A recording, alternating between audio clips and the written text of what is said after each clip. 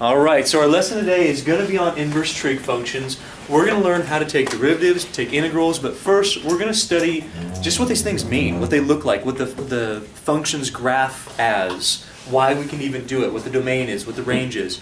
We're going to start with just the idea of what a trig function is. Now I want you to think about what it means to be an inverse compared to a function. There was one qualification that we had to have in order to guarantee that we actually could find an inverse. A function had to be this in order to have a inverse. What? 1 to 1. It's got to be 1 to 1. Now, I want you to think of trig functions, all the ones that you know. Are trig functions 1 to 1? Is tangent considered 1? Well, tangent does this, but then over here it does this. So you have to restrict the domain, right? That's right. What about sine? Is sine 1 to 1? From 0 to pi. Heck no, it does this all the time, right? And so does cosine. But if we do restrict the domain, then we can change these functions into something that can have an inverse. So, if we think about trig functions in general, no, they're not 1 to 1. But if we restrict the domain, then we make them, we kind of force them to be 1 to 1 for a little area, which means that our inverses of trig functions are going to have very specific domains. Does that make sense to you? So we're going to talk about inverses of trig functions, but only on certain domains. Not for the whole thing, because you can't do that. Then it would not be, the inverse won't actually be a function. So we need to restrict domain, then we can have inverse trig functions. Let me give you an example here real quick. So if we look at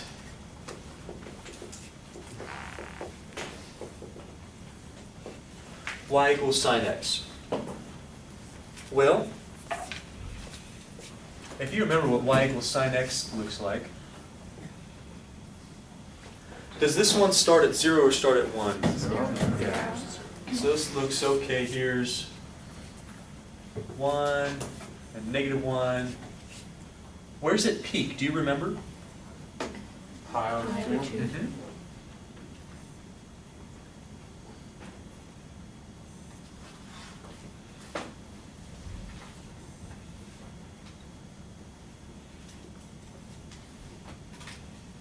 And our function goes up, peaks, hits 0 at pi, goes down, bottoms out, hits 0 at 2 pi. So we get this, that looking graph. Obviously that, hopefully to you, is not 1 to 1. It does not pass the horizontal line test. In fact, no portion of this, unless we go from here to here, is actually 1 to 1. We don't want to consider that. So we're going to take this function and even go a little bit left with it. So if we go left a little bit, say negative pi over 2. What's sine of negative pi over 2? -1. Yeah. That would be down here. The idea is, let's not consider sine for the entire domain, because obviously it's not 1 to 1. And in order to find an inverse, we have to have a function that is 1 to 1. So what we've done to make these things easier, to not have a domain that's way over here, to have a domain that's kind of nice for us to work with, that has a 0 in it, because we like to have domains with zeros in it, it's really nice. What we say is, no, we're not going to consider from here to here, because that's obviously not 1 to 1. From here to here is 1 to 1, but it's not a nice domain that we like to work with. Past that, it's not 1 to 1 anyway, but right here, between negative pi over 2 and pi over 2, we're going to eliminate all this other stuff and focus on this domain. So if we focus on the domain and restrict it to negative pi over 2 to pi over 2, do you guys see that sine becomes 1 to 1 on that domain? Yes, no? Yes. Okay, good. So, y equals sine x, cool. On the domain of negative pi over 2 to pi over 2, is 1 to 1. And that's what we want. Again, if a function is 1 to 1, it must have an inverse. Therefore, we say, okay, cool, well, we can find an inverse on this domain. And what I'm going to do is, I'm going to rewrite this just a little bit. I'm going to get rid of all this stuff.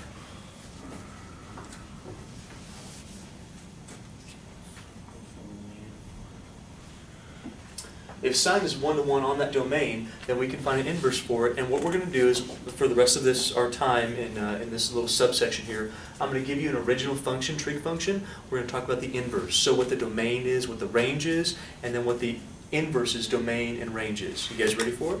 So with sine, what's the domain again? Negative pi over 2 to pi over 2. Cool. Range negative 1 to 1. That's right. Do you remember what the difference between brackets and parentheses are? One's Brackets include it, and the parentheses don't include it. So, domain is this. Range, I'm sorry, what was the range one more time? -1. Perfect. Oops. I just went over that too, huh? Brackets. Includes it. Now, if we talk about the inverse, remember what inverse does. What an inverse does is it switches the x and the y. It switches the domain with the range. So a couple notes that we have. Just a few of them. So a little bit of a note here.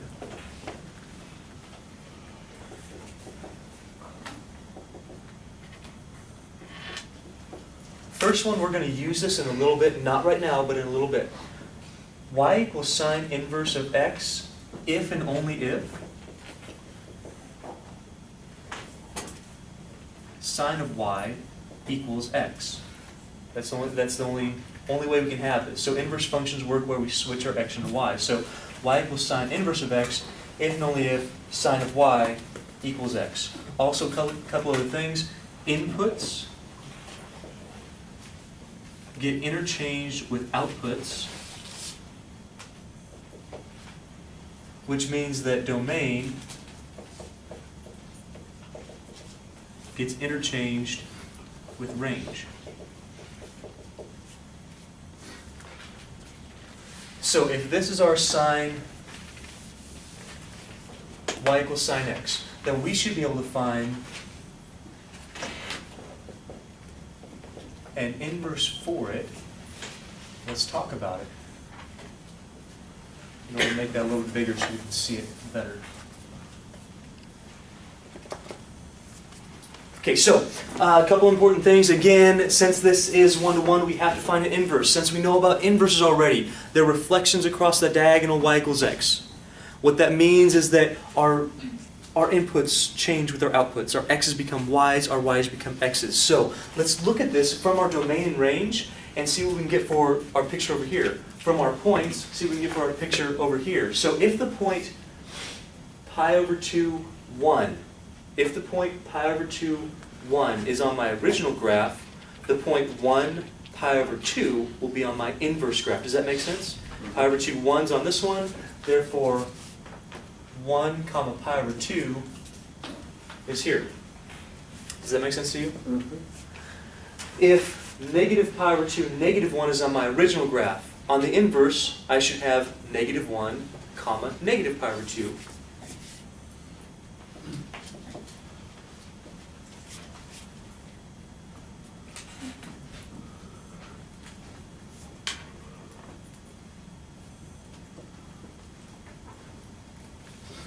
If 0, 0 is on my original graph, 0, 0 is also going to be on my inverse. Now, right now it looks almost the same, but the curve is a little bit switched. Notice if I reflect this, it's not going to be doing this anymore, it's going to be doing this. It's not going to be doing this anymore, it's going to be doing this. And that's the way this inverse sine looks. So our inverse sine function looks like that. About like that. I'm not the best artist in the world, but hopefully you get the picture here. Show of hands feel okay with that one. So with our inverses, we can find them just from our original functions by interchanging our x's and our y's.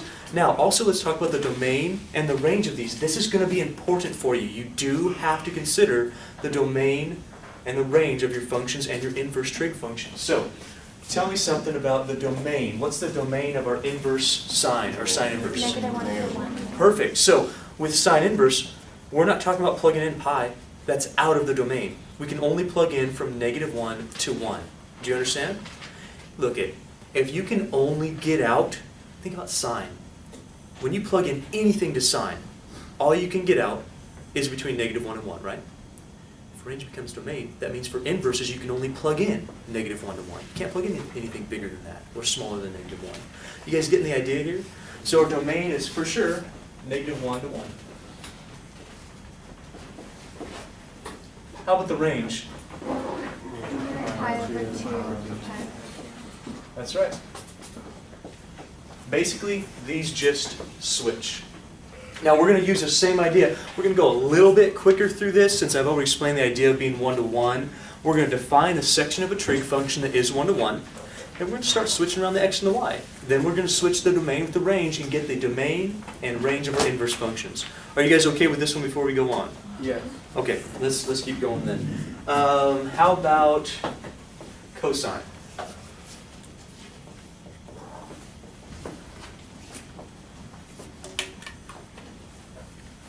Where's cosine start?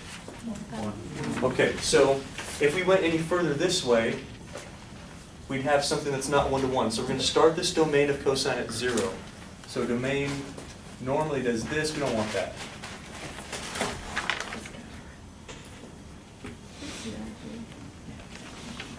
So we're going to ignore everything but the range from 0 to, what's that one? Good. What's this one? So we want 0 to pi. So we don't care about this. We don't care about this. Firstly, did we define a section of our graph that is one-to-one? Yes. Yes, yes. Okay. Tell me the domain that we're going to be working with for our cosine. Yep. So it's 0 to pi. And the range of this little one-to-one section is... Good. This is still -1. This is still 1. So -1 to 1. Quick head nod if you're okay with that one so far. That's just your regular cosine. Now let's make it inverse. Because it's 1-to-1, we know that we can do this.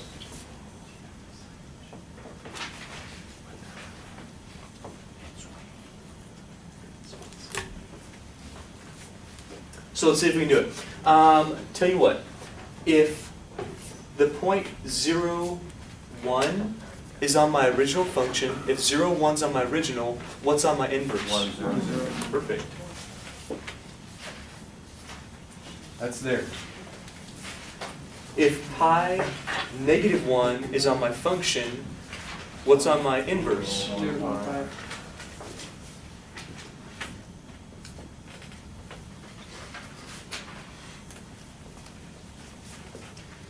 If 1, 0 is on my function, 0, 1.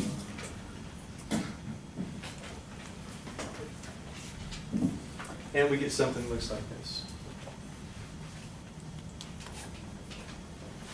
Wow, that's really nasty. Sorry, I hope you get the idea of it. My graphs are not that great.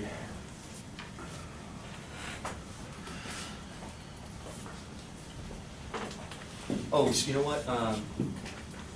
That's why. That's Mr. Leonard being silly. I made a mistake here. Did you catch my mistake? I hope that you did. I made a mistake here. I said something wrong. I want you to catch it. I said 0, 1 is on this graph. Is 0, I'm sorry, 1, 0. Is 1, 0 on that graph? No, what is that actually? Probably would have made it better if I would have put pi over 2. Yeah, so, which is why I got a funny graph over here. If pi over 2, 0's on my graph, then 0, pi over 2. Remember, this is pi, and this is right in between, pi over 2. That looks a little bit better. My mistake on that. Let's talk about domain and range.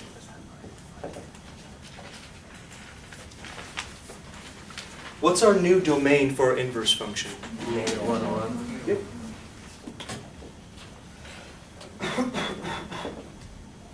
How about our range? 0 to pi. 0 to pi. These two just switch. We still okay with these ones? Okay, we got several more to do, so we're going to kind of kick it up a little bit. Let's talk about tangent.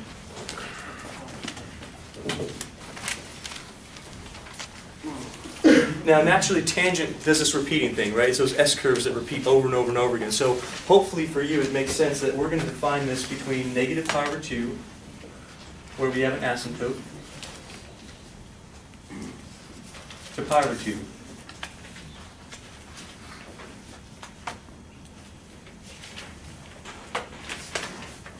Tangent looks about like that. Now, since this is 1-to-1 on that domain, our domain is -pi over 2 to pi over 2. Someone out there tell me, should I use brackets for this or parentheses for that? Not included in that. Okay.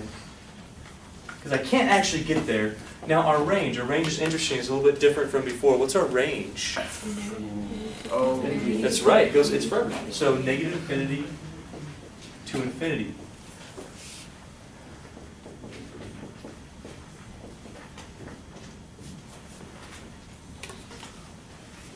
Which means for our inverse, we can find it is 1 to 1.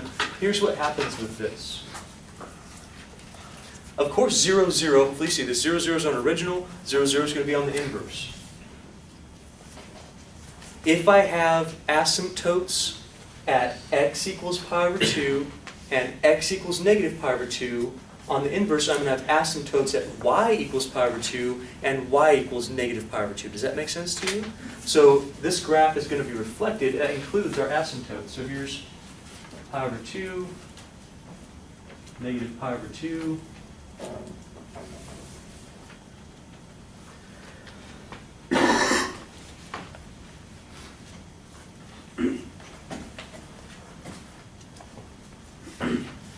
Now what this one says is that as we approach x equals pi over 2, we approach y equals positive infinity. Did you see that?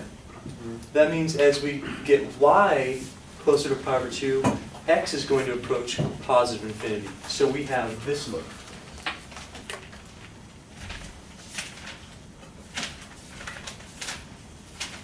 And that's our inverse function for tangent.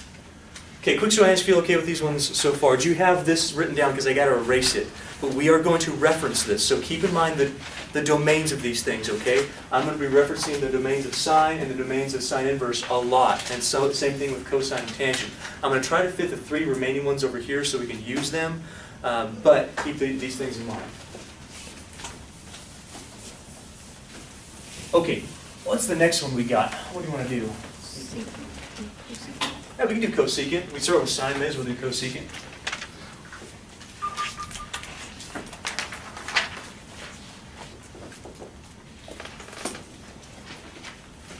If you've forgotten how cosecant looks, it's those ones with the U's. That's like if you took sine and exploded it. And so instead of doing this, it does this. So it has these U's everywhere. Here's how it looks. We have 1 and negative 1. So we're still touching that, but we're not between 1 and negative 1. We're outside of it. We got pi over 2. We got negative pi over 2. And they look like this.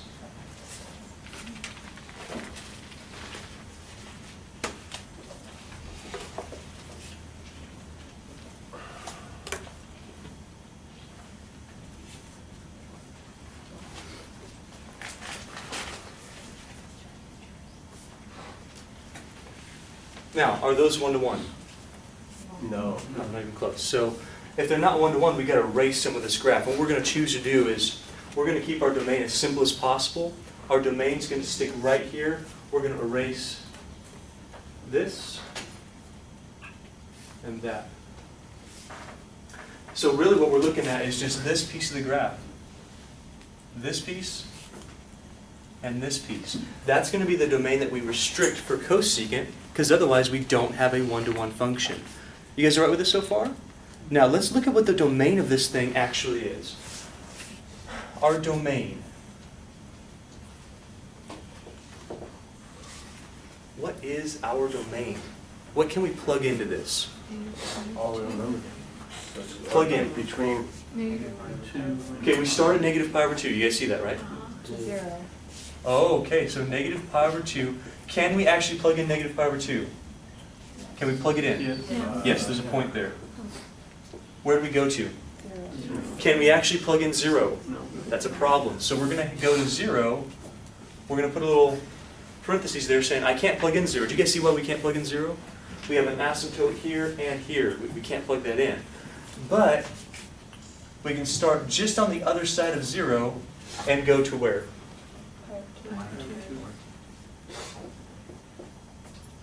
Oops. And we can actually get pi over 2. So we can basically plug in anything between negative pi over 2 and pi over 2 except for what number? Yeah, that's the idea. Now, let's talk about the range. Negative, I'll give you negative infinity. I like the negative infinity. Negative infinity up to where do we stop? Negative 1 to 1. Negative 1. Can we actually get the negative 1? Yeah. Yes. Now, is there anything between negative 1 and 1? No. So we got to pick this thing back up again at 1 and go to positive infinity. What that means for our inverse is that our domain and range are going to switch. So when we do y equals cosecant inverse, it's a little weird to think about, but here we go. We'll start off kind of simply. I'm going to erase these because those are irrelevant for us. If we have pi over 2, 1 on this graph, then 1 pi over 2 is going to be on this graph. If we have negative pi over 2, negative 1, then we're going to get negative 1, negative pi over 2 here.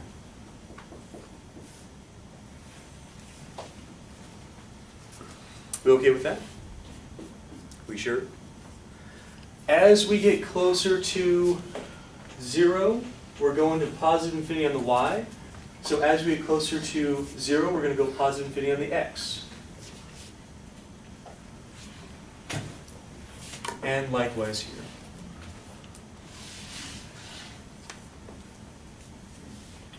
And that's a look for cosecant inverse. Tell me what the domain is, please. The domain should be pretty easy for you guys. What's the domain for our cosecant inverse? Say what? Here. Well, yeah, the domain's actually a little bit easier to see for me. Negative infinity, negative 1. Inclusive. 1 to infinity. In fact, it should be exactly this. Our range should be exactly this.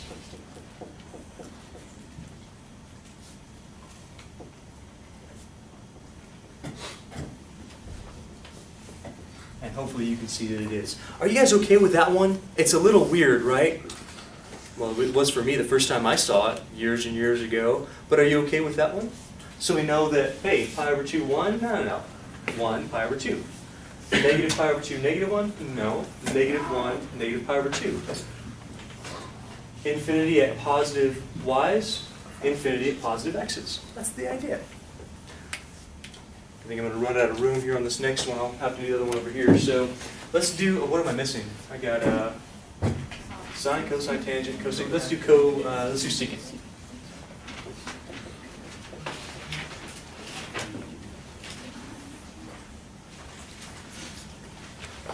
Secant looks really, really similar to cosecant. It's only shifted over, just like cosine looks really similar to sine. It's only shifted over.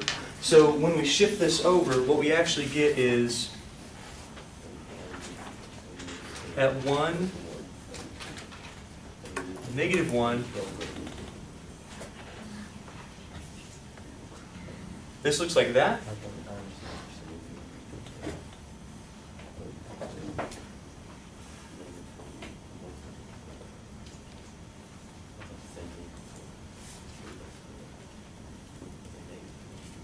And this.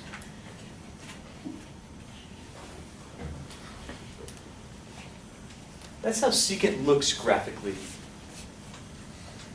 We see that at 0 we got 1, at pi we got negative 1. Can we plug in pi over 2?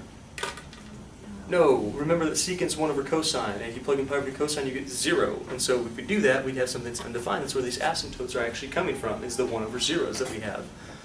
So, is this 1 to 1 right now?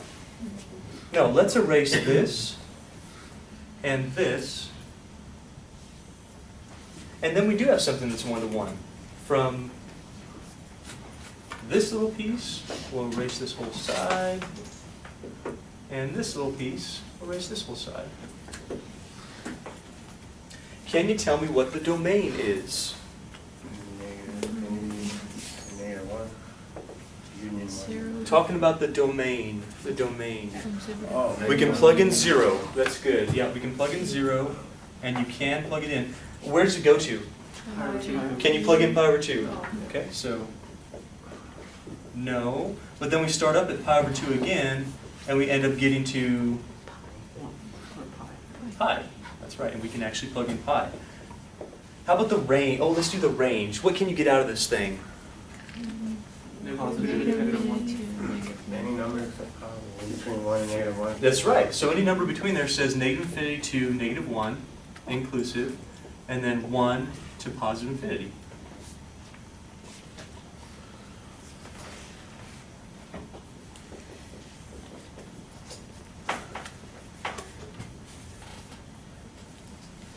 So now we get to go ahead and do the inverse.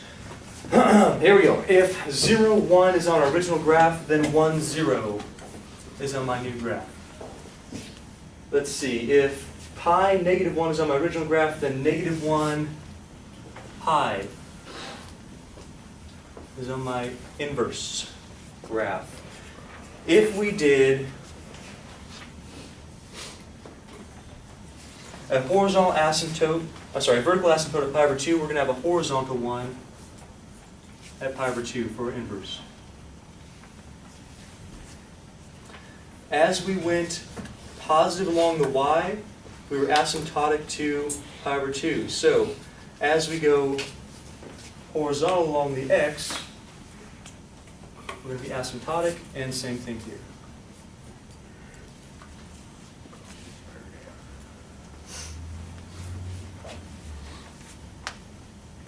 I'll make sure I got all these things right. Let's see our domain and our range. What's our domain for this next one? Yeah, look at this. Negative infinity to -1.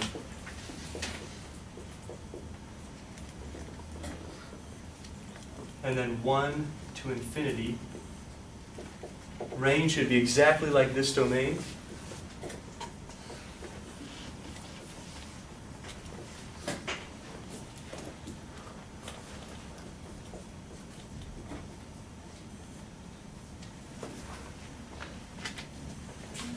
And we've got one more. Let's do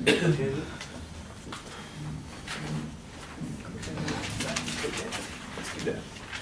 Do you guys have questions on these two? Do you have these written down? Especially the domain and the range, yes?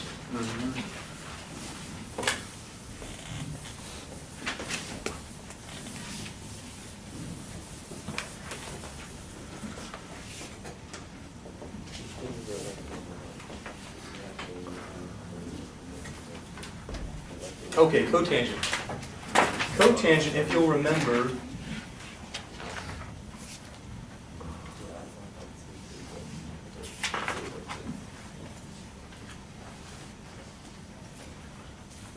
looks like a shifted over and inverted tangent. So it still has an asymptote at 0 and at pi. It only looks like this though. Like that. Where our domain is 0 to pi.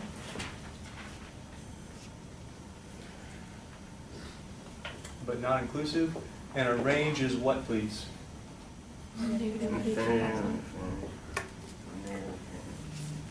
So with our cotangent inverse,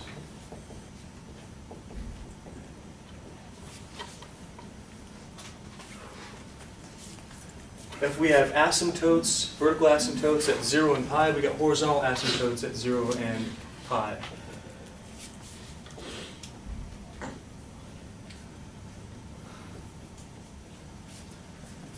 If pi over 2, 0 is on our graph, then 0, pi over 2 is on our inverse.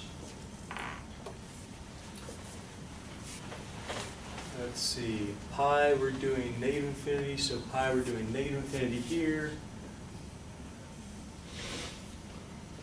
And that's the graph. Sorry about the bad graph on that one, but that's the graph for our cotangent inverse. And we'll do the domain and range and be done with this stuff. It's pretty dry, pretty fast. Domain is negative infinity to infinity, and then range is 0 to pi. Oh my gosh, thank goodness we're finally done with those things. What I want to know out of this is, do you understand where the inverses are coming from? Did you see the development of those? I don't want to just give you the inverse, say this is what it looks like, but hopefully you've seen the relationship. Do you guys see the relationship? X's and Y's are just changing. Domains and ranges are just changing. That's the whole idea here. Now, what we're going to do, just to get our heads wrapped around this, is practice a few examples of using some inverses, seeing what it looks like. So, we're going to evaluate. Evaluate just means find out the answer of this expression I'm giving you. So let's look at this one.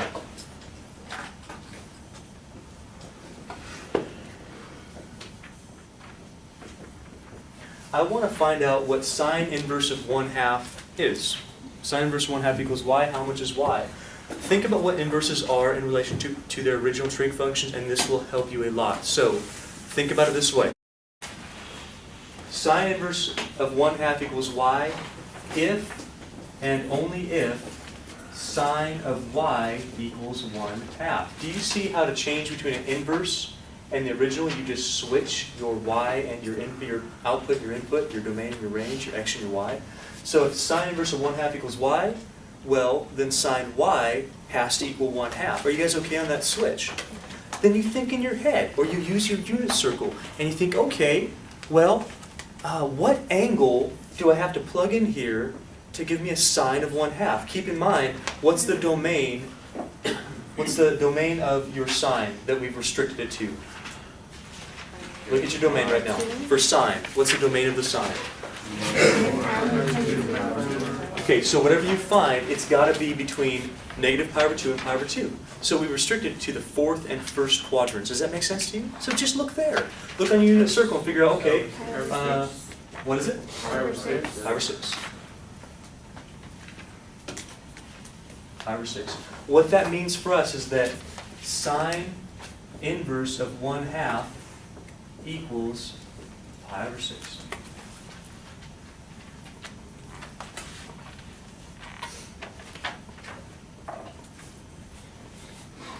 Notice this. The range of sine inverse was -π/2 to π/2 because the domain we restricted for sine was -π/2 to π/2. Is this in the in the range of sine inverse? Yeah. Is it between -π/2 and π/2? Okay, so that's one key I want you to understand is that this had to be the appropriate range of sine inverse and domain of sine because they're the same thing. It's got to be in the range of sine inverse and the domain of sine. They're the same. In this case, -π/2 to π/2. Since it is, we know that we've done this one right. Are you guys okay with that one so far? Are you sure? Are there any questions on that? I want to make sure y'all get it before we go on. Having fun yet? We're not really even doing calculus, huh? We're just doing trig right now. Don't worry, we'll get to calculus soon enough. How about cosine inverse of this? So cosine inverse of square root of 3/2 equals y. Remember, this is if and only if. Can you restate that on your own? If I say cosine inverse of square root of 3/2 equals y, can you tell me what the original, the inverse of that would be? Cosine of... Perfect. Now, look at your papers, look at your notes here, and tell me what is the range of cosine inverse, or likewise, same thing, what's the domain of cosine? 0 to pi. So whatever you find here, whatever this is, it has to be between 0 and pi. That means you restrict your unit circle to the first two quadrants. Remember that? All students.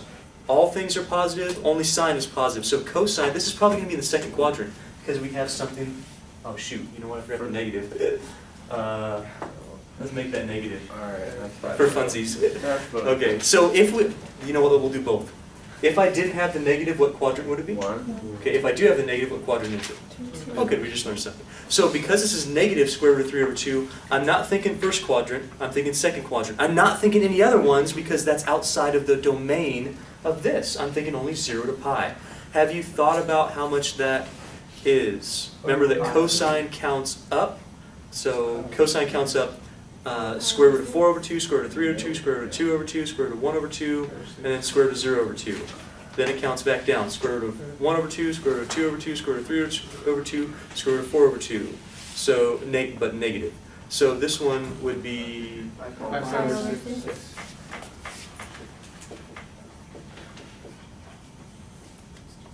exactly right. So if we find out that y is 5 pi over 6, then we've solved our problem. Then we know that cosine inverse of negative square root of 3 over 2 is 5 pi over 6. That's the idea here. Are we okay with the idea so far? I know that some of you don't like trig so much. Are you understanding this part of it? Yeah. Your unit circle is going to be pretty important, right?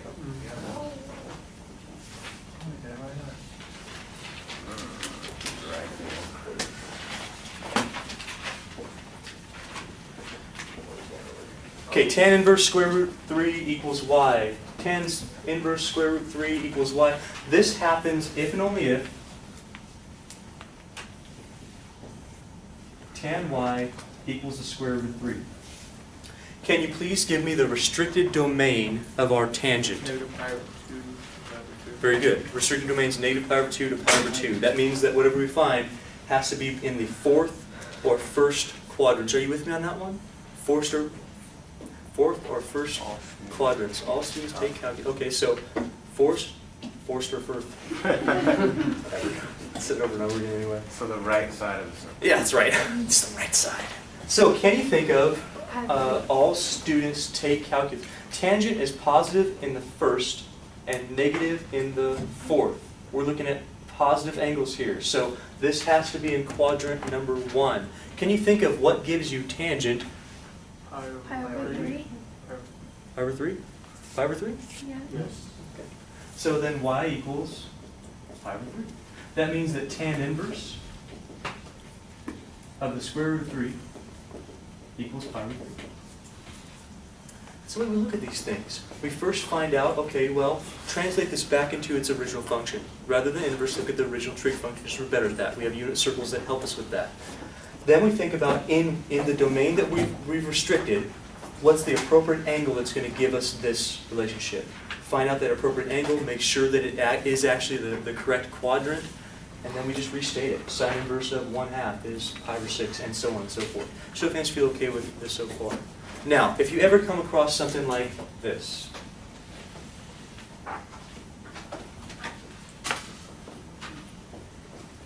cosine inverse of 0.6.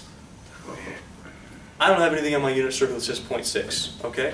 So what I'm going to do with this, I'm going to use my calculator. So when you get something like this, just use your calculator. You have the cosine inverse on your calculator. Make sure it's in radians. Please make sure it's in radians, and then just do that. Don't do it now. Just try it on your own later. Just use your calculator. So these ones, I don't want you using your calculator here. I don't want to get random, weird decimal numbers. I want you to really work on it. If it's a number like 1/2, square root of 3 over 2, square root of 3, those ones that you see on the unit circle, do it this way. If it's 0.6, 0.234, use your calculator. Am I getting through to you guys on that one? So try doing this. If you can't do it, then use your calculator. Okay, now we're going to continue here. Now what we're going to try is compounding some of these trigonometric relationships. They get a little funky, but I'm going to give you 2 ways to work on it. Both of them are really good ways. So I'll show you right now.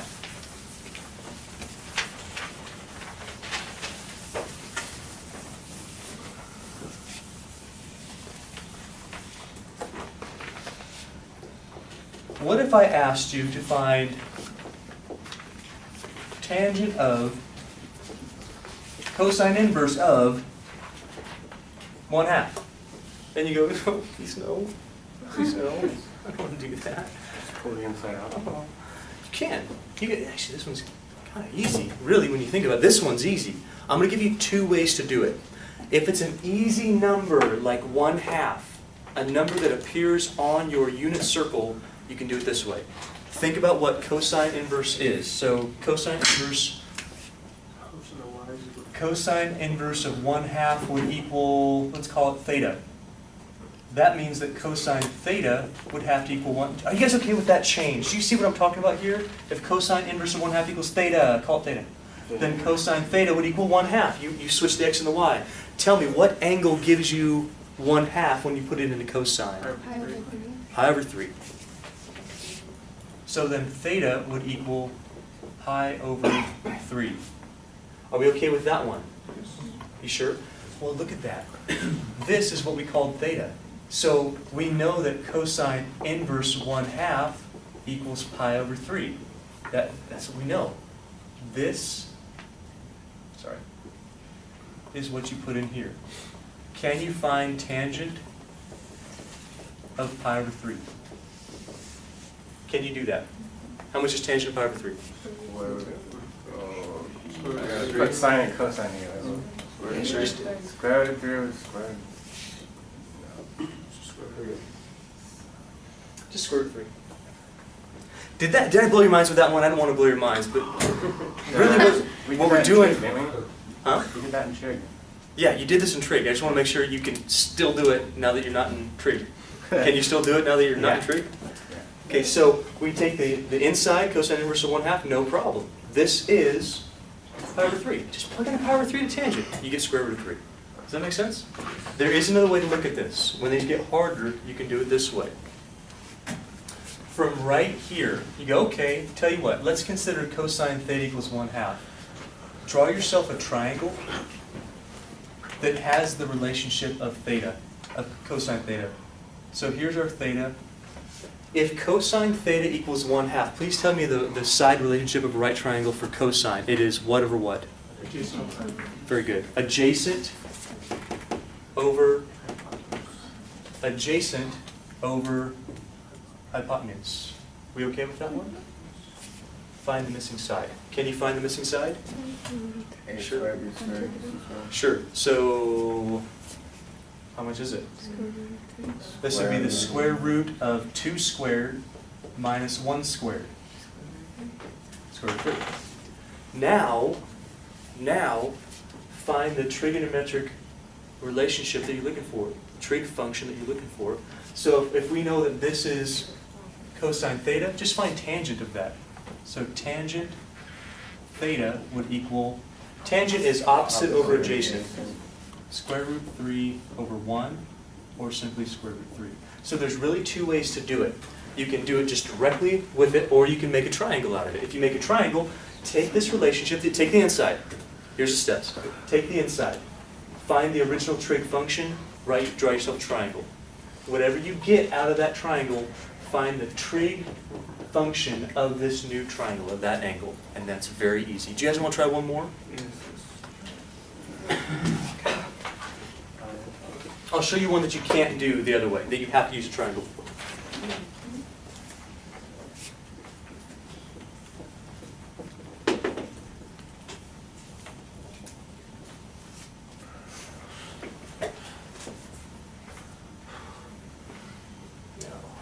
So,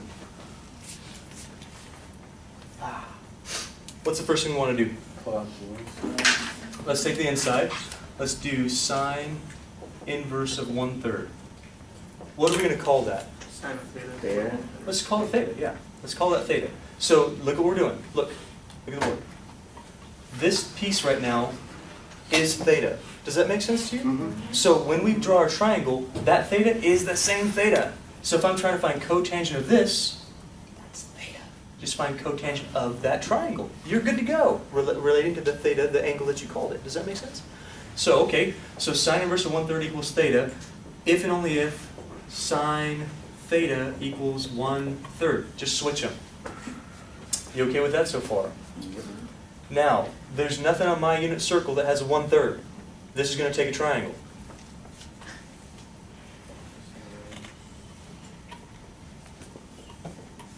Sine, give me the relationship for sine. What 2 sides do we see?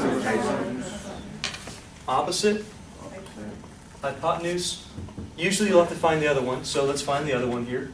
Okay, that would be the square root of 4. And then 2 Square root of times the square root of 3.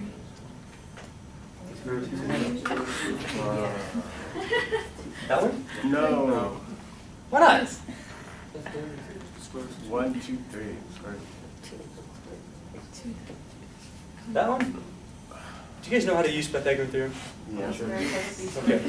Square this one 9, Square this one, 1, subtract them, 8. put a square root around it. 2. There you go, you got it, this is it, 2 root 2.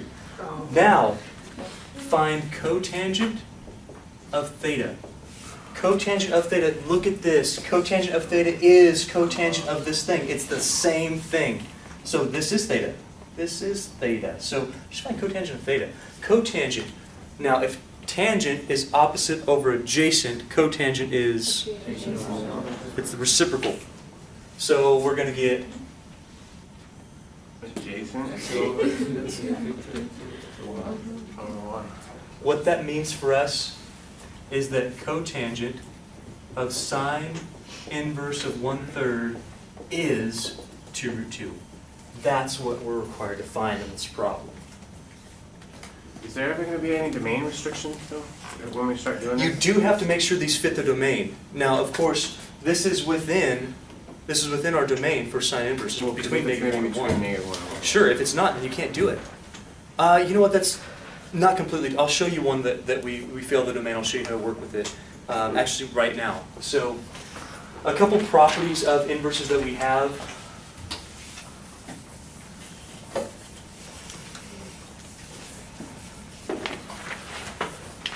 Are these.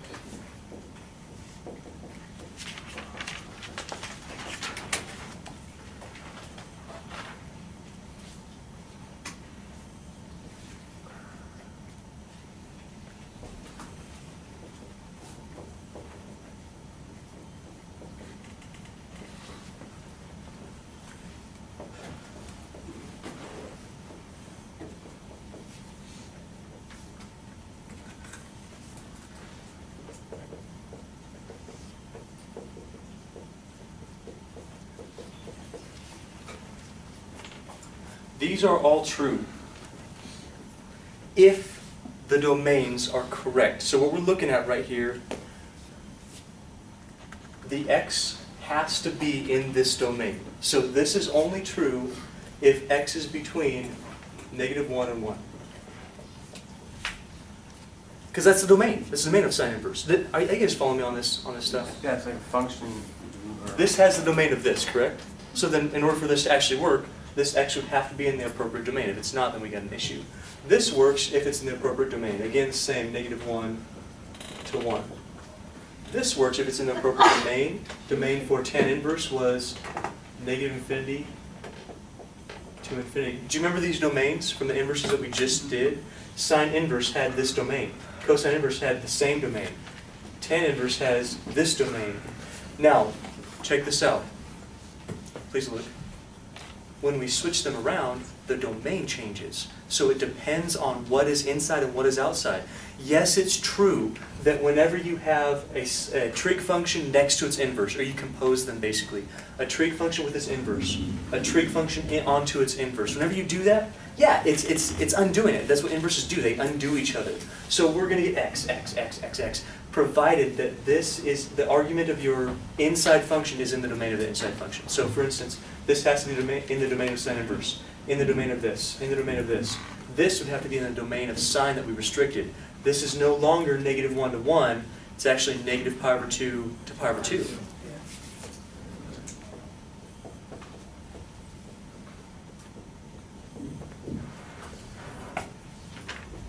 This is no longer negative 1 to 1. It's actually 0 to pi. This is no longer negative infinity to infinity. It's negative pi over 2 to pi over 2. I'll give you just two very, very quick examples about how you would do this. Watch carefully. If I wanted sine inverse of 0.3, here's how you do it. You look here. Is this in the appropriate domain? For instance, this is sine inverse, so is 0.3 between negative 1 and 1? then this problem's really easy. If this is within this domain, you go, oh, cool. The answer is 0.3, 0 work. A trig function will undo its respective inverse. That is what will happen provided that is in the domain. So if that's between -1 and 1 for my inverse function, booyah, we're done. What happens sometimes, though, is you get this.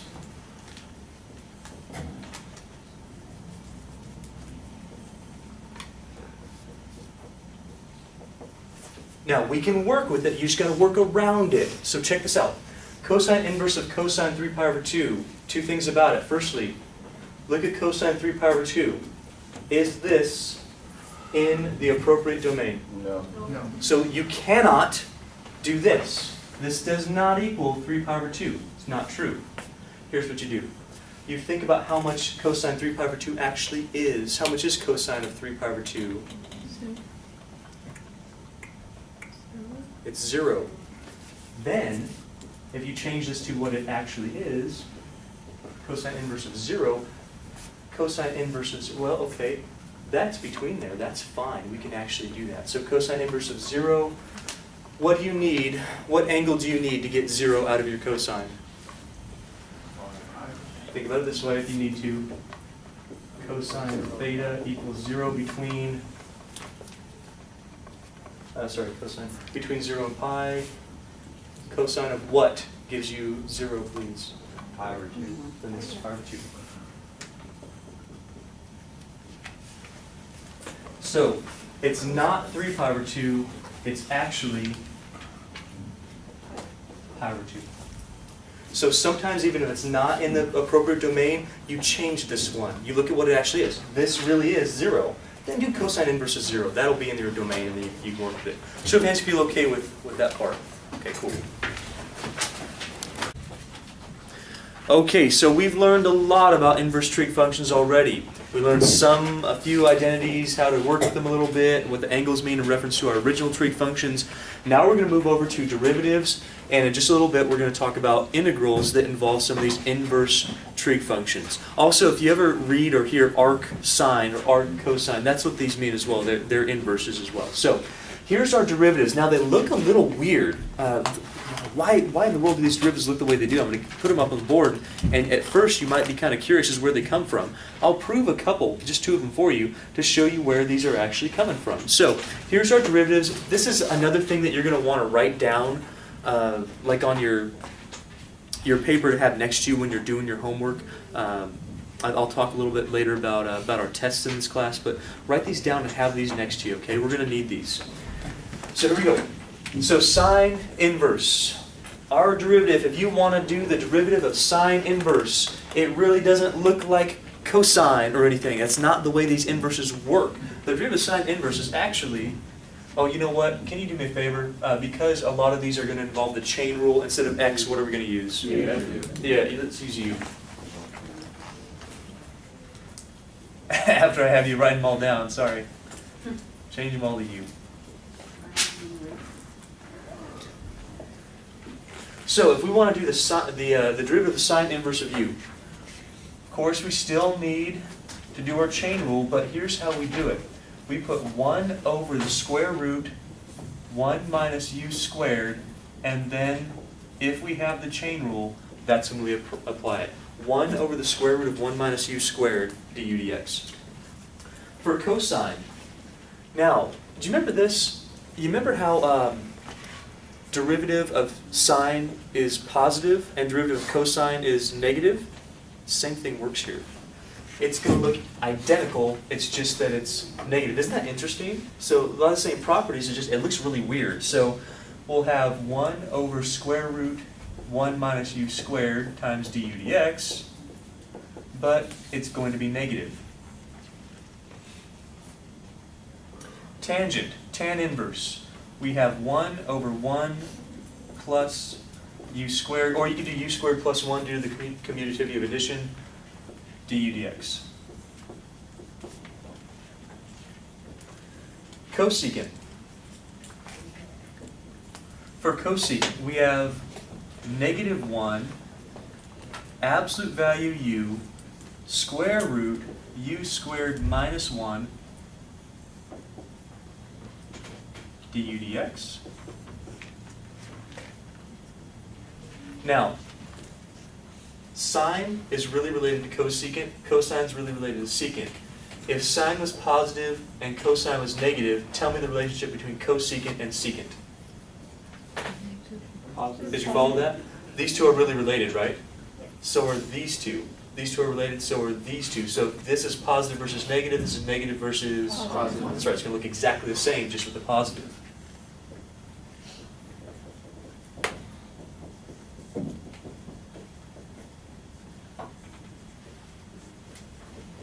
And lastly, we got cotangent.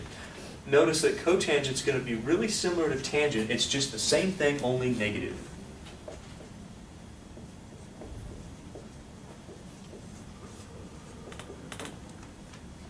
And those are our derivatives. Do you see why I say put these on a piece of paper, have them next to you when you're doing these? Because they're going to be hard to memorize right off the bat, and they're really similar to each other. So have these down whenever you see a derivative of sine u, or sine inverse u, I'm sorry, I misspoke. Sine inverse u, sine inverse of 3x or something. We can use this. Just have that formula, plug in u where it's supposed to go. We're going to do a couple examples right now.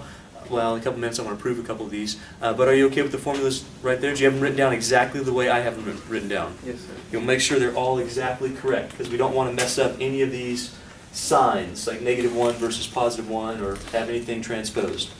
Now, would you like to see why these are the way they are? Okay, let me do a proof. We'll prove this one and this one. The others are similar. So proof.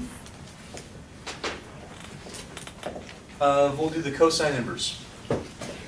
Well, let's start off with what cosine inverse of, we'll do x, but if we have cosine inverse of x equals y, this happens if and only if, we did this last time, this happens if and only if cosine of y equals x. Do you remember doing that? Yes, sir. Okay. Well, if I consider cosine y equals x, these two things they basically say the same thing, okay? The one's just the inverse of the other. So let's work on this one. This is going to be a little bit easier for us. Let's take the derivative on both sides. Notice that this is implicitly defined. It's implicitly defined because I have y wrapped up in a function equal to x. So let's do some implicit differentiation with it. If I take the derivative of both sides,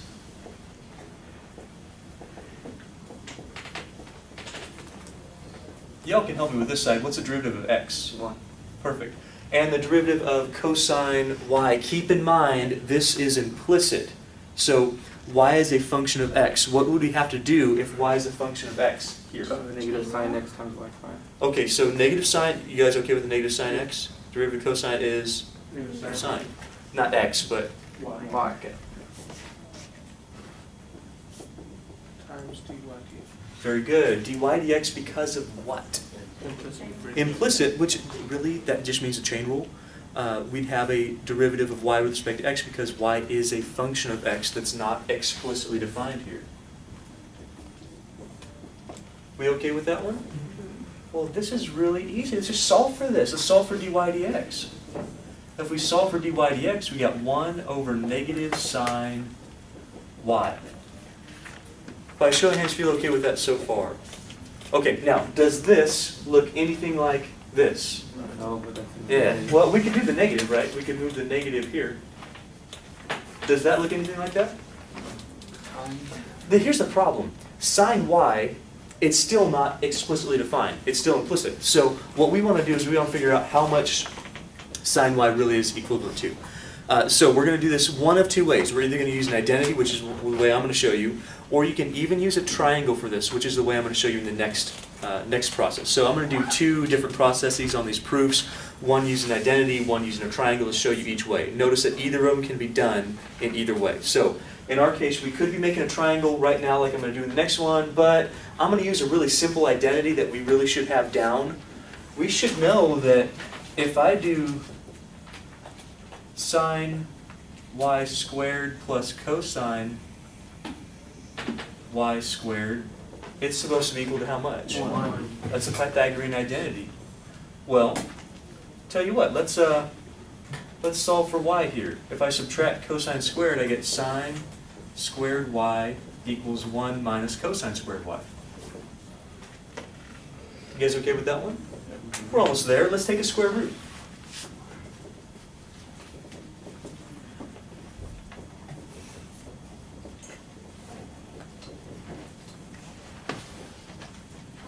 Now here's the fun part. Here's the interesting part. First, are you guys okay on working down this identity? Yes. Okay, fantastic. Now, cosine y, how much is cosine, well, let's look back up here.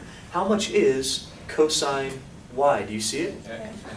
So this part right here, I'll use a different pen. Because cosine y equals x, cosine y squared is, that's exactly right. Therefore, sine y equals square root of 1 minus x squared. Oh, that's where we're getting it from. Do you guys see it now? Yeah. So instead of sine y, so this said cosine y, hey, cosine y was x, therefore cosine squared y is x squared. Now I have the substitution, I'm going to put this right here. Therefore this proves that our derivative is equal to -1 over the square root 1 minus x squared. Exactly what we have. Instead of u, we have x, but that's the whole idea. Show of hands, feel okay with that one. Did you follow that one? It's not too bad, right? But that's why these look so weird. It's because since they're inverses, when we change them back to original functions, we do our whole derivatives, well, we got to change them back using that inverse again. So we're getting x's out of these because we've defined it as cosine y equals to x. Now let's look at the next one. We'll do, let's do secant inverse. So proof for secant inverse. If we have secant inverse x equals y, this happens if and only if secant y equals x. Well, that's kind of nice. We already have that. We know that probably we're going to be substituting this back in at the very end because derivatives of secant give you back secant. Are you with me on this one? So we know that this is true because of the definition of our inverses.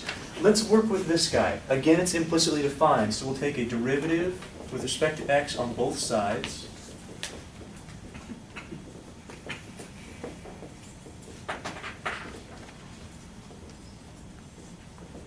Okay, right-hand side, derivative, everybody. 1. Left-hand side, that wasn't everybody, come on now. Left-hand side, derivative, everybody. Well, that was too fast. Yeah, I didn't even hear that. I was like, Secant y. wow. Secant y, tangent y. Very good. Secant y, tangent y. You all right with that one? Yes, sir. Okay, fantastic. dx, dy dx. I wasn't okay with that one. What are we missing here? dy dx. It's implicit. You have to have that dy dx. It's chain rule. Hey, y is a function of x. So if y is a function of x, you've got to show that by the chain rule. Now, if we solve for dy dx like the last time over here, let's just divide by this. Therefore, dy dx equals 1 over secant y, tangent y. Are you still okay so far? So use this idea. Okay, inverses mean this for original functions. We should do the inverse. This is defined, this, if and only if, this, no problem. Take a derivative implicitly. That means with the chain rule, you're going to have to do dy dx. Otherwise, we don't even have a sign for our derivative. That wouldn't make sense at all. Solve for our dy dx. We end up getting this. Now this is a problem because I've got y's and I want x's. Well, one of these is really easy. Look at secant y. How much is secant y? That's going to give us the x. Now, the tangent y we've got to do just a little bit more work for, okay? What we're going to do, I'm going to draw a triangle. And we're going to look at how this relates in a triangle. So, from here,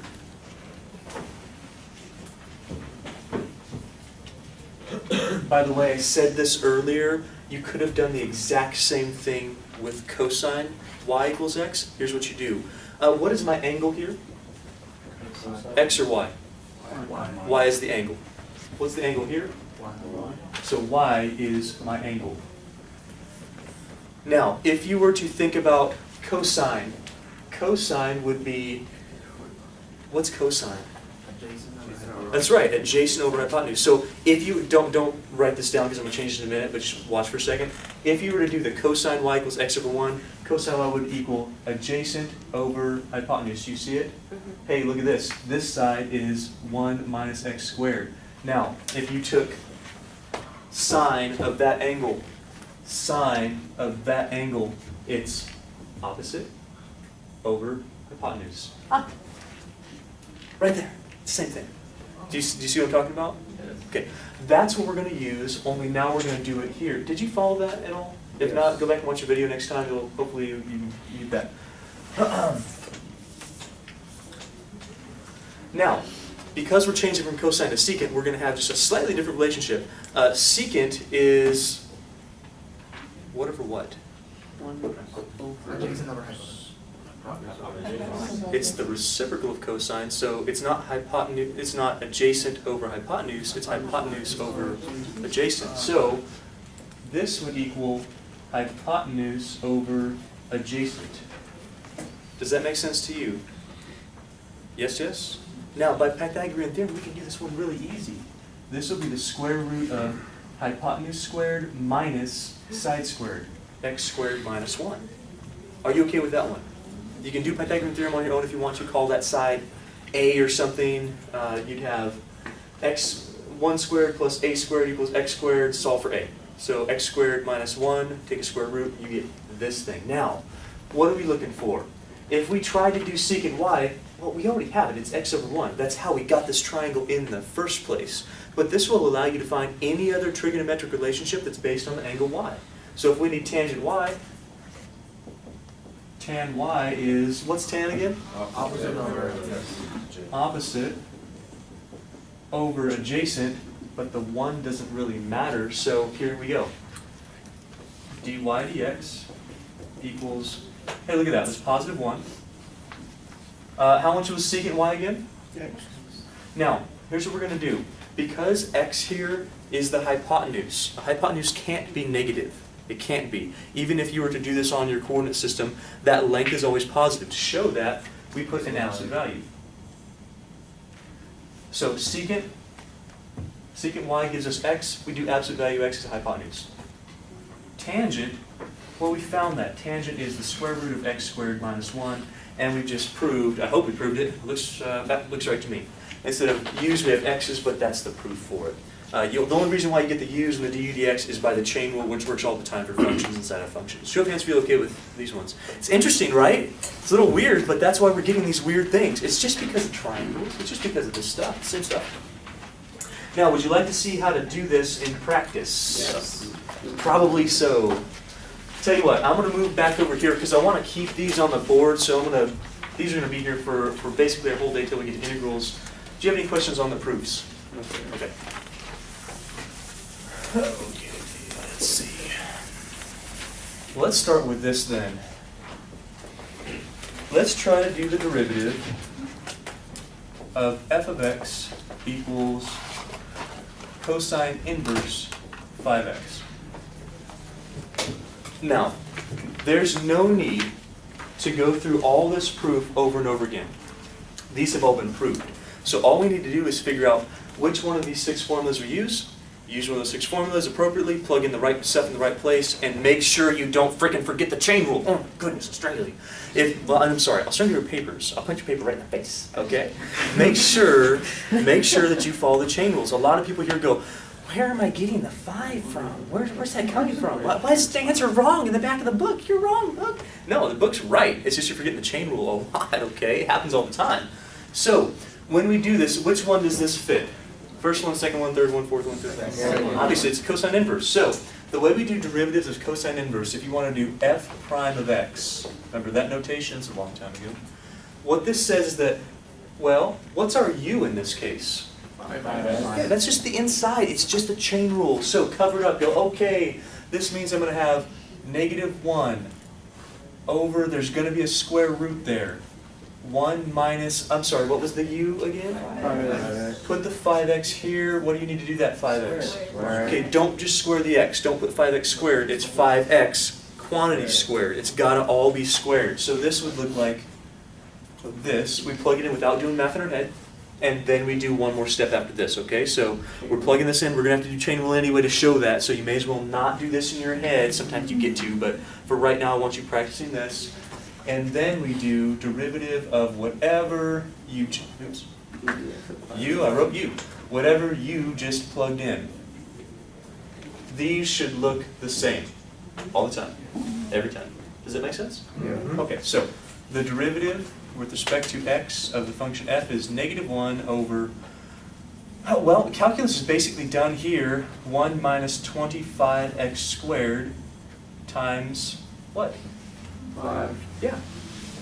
Notice if you forget the chain rule, you're forgetting a 5. So to clean this up just a little bit more, we would put -5 over square root 1 minus 25x squared.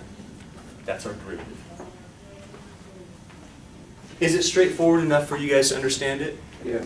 Since we've proved these formulas, I know they look weird, but you can use them. It's just a formula. That's how we're doing derivatives of these inverse trig functions. Now, of course, we're going to make things a little bit more complicated more and more, okay? This was an easy one. We're going to start building this stuff up little by little. So let's practice some more here. Do you have any questions before we go on? No. Okay.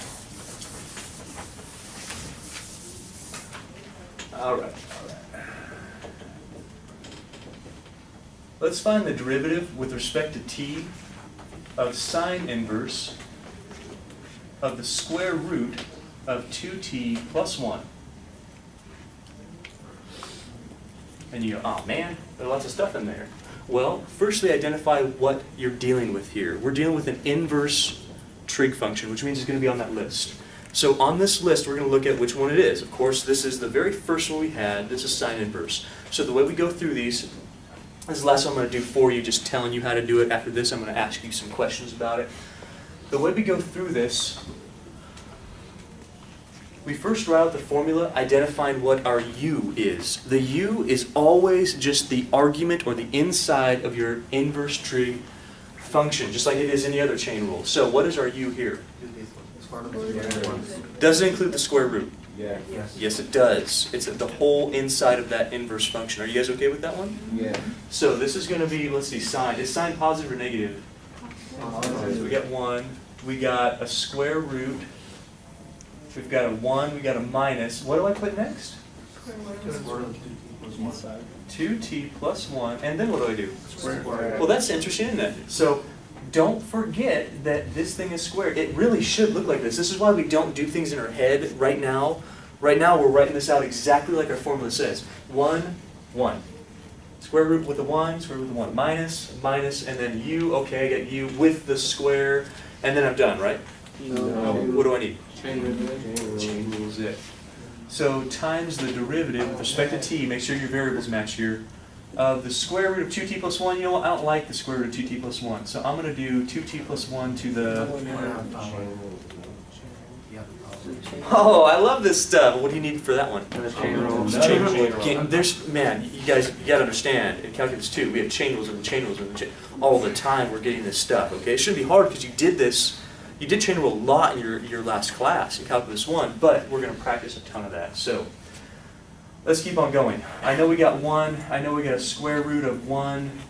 What happens here? You can't that radical cancel out. Okay, please be careful on your algebra.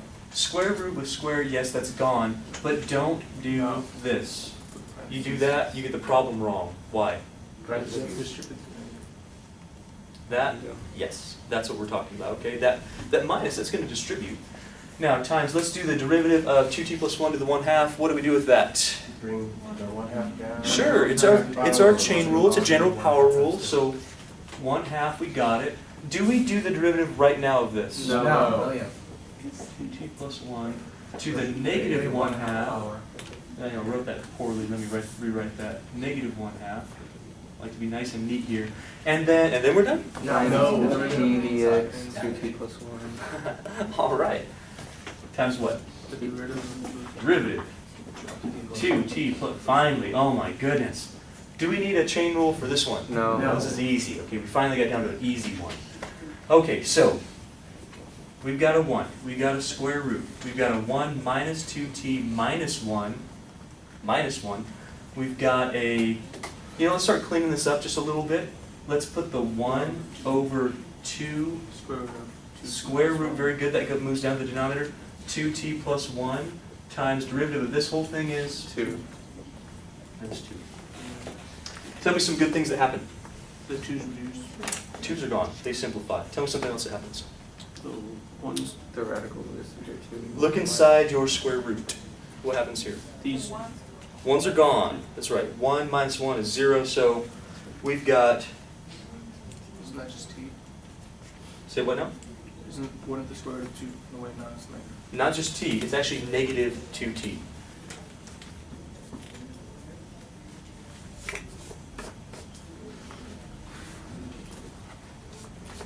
Twos are gone. We could actually make this all in one fraction if we wanted. Do 2t plus 1.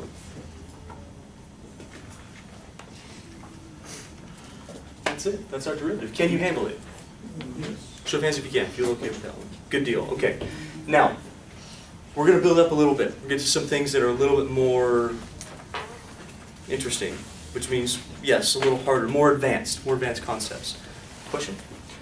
Can you have a negative in the square root? Yeah, but you got to keep in mind what your t can be defined as right here, okay? So your t would have to be negative, but not so big as to make this negative. So it's a really small defined t, okay? Good question. Any other questions besides that one? This is probably just an algebra question. You wouldn't be able to multiply those two together. You actually can, yeah. You could, because you have a square root times a square root, you could do that, distribute it. I would leave it, it's fine just like this.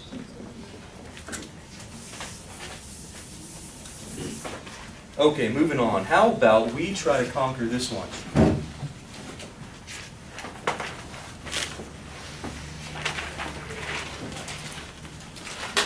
As you can see, there's lots going on in this problem. So let's go through it step by step to really make sure that we get it, okay? Tell me the first thing that you're looking at here. Look at the y. Say what now? The y. The y. What do you mean the y? Because it's a y. I would think it'll go ln now. But Well, you know, the y is just saying we have a function. So I don't care about this one because if I do the derivative of y, it's going to be dy dx. So the y is okay. We're okay on that side. I mean on this side where all the nastiness is. E. The e. Okay, so what are we going to do first? We take the derivative of this or the derivative of this? Yeah, because it's a chain rule. It's going to be like two chain rules like we had last time. But you see the two chain rules I'm talking about? We've got chain rule because it's not just x. Then we've got chain rule because it's not just x. We get two of them. So dy dx equals, let's look at secant inverse. So find secant inverse on your formula sheet or on the board as I've left it. Secant inverse says we do what? Positive 1 or negative 1? So we're going to have positive 1. It says we do absolute value. Absolutely. Absolute value. What goes inside of the absolute value? Yes, that's right. Whatever's here. Argument of your inverse trig function goes there. No matter what it is. It doesn't matter. You don't change it at all, ever, for this part. E to the negative 2x, and you just close it off. Well, that's fairly easy. You're just following a formula. Then what do we do? Square root. I got the square root. Oh man, I'm gonna run a room. Square root. What goes inside? Squared minus 1. That's right. Okay, so argument squared, all squared. Make sure you get parentheses. All squared, and then what? Minus 1. Minus 1. And then d Derivative. Oh yes, a chain rule. Derivative of what? Are you starting to see? I know that many of you are. Are you starting to see how important the chain rule is? We use it all the time. Starting to see how you can't forget about it. If you get little pieces, your problem's blown. I mean, you screwed that problem up. The paper starts crying. Please don't, you're ruining me. What you've done to me. That's when I go crazy after I start grading like 14,000 tests. Oh my gosh. I start making stuff up. Anyway, so let's see if we can simplify this a little bit. So we have dy dx equals 1 over. Does that change? Can you bring it up? Oh wait, no. Never mind. I can't see. How about this one? Can we simplify that a little bit? You can multiply. You can the exponent secant. Yeah. Exponent raised to an exponent. Squared. Hello. Exponent raised to an exponent u. multiply. So negative 2x times 2 gives you.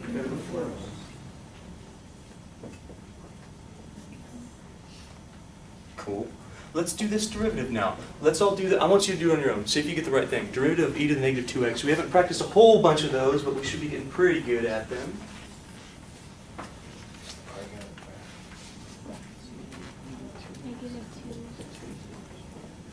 Did you get the e to the negative 2x back? Yes. Derivative of 2. Yeah. Negative 2x. Yeah, chain rule says this. So dy dx says, all right, well, look at some nastiness here. We got absolute value e to the negative 2x. No problem. We got a square root e to the negative 4x minus 1. Got it. We've got an e to the negative 2x. And then via the chain rule, we got, what's this one? Negative 2. I'm going to put that in parentheses showing we're not subtracting. It's a negative. Show of hands feel okay with that so far. We're going to clean it up a little bit and talk about some pieces of this. First piece.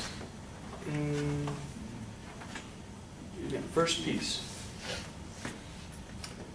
Talk about the absolute value here.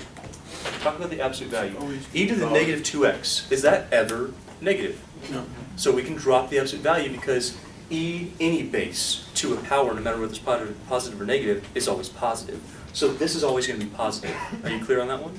So absolute values are gone.